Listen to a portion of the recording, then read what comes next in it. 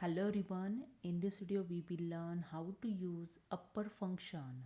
So let's start. Open your Excel file and the upper function converts all letters in a text string to uppercase. And here you see I have some example. So Excel is easy or the all letter is small.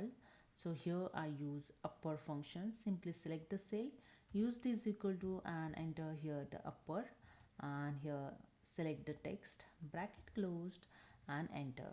You can see the all text is converted into uppercase.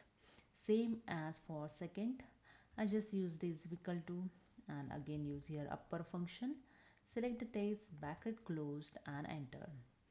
Here you can see the mixed case is available. H is a capital letter, E is a small letter. You can also change in uppercase by using the upper function. Then for good morning is equal to upper function and select this text. All lowercase you can convert into uppercase by using upper function. Okay, hope you understood. If you like this, please subscribe. Thank you so much.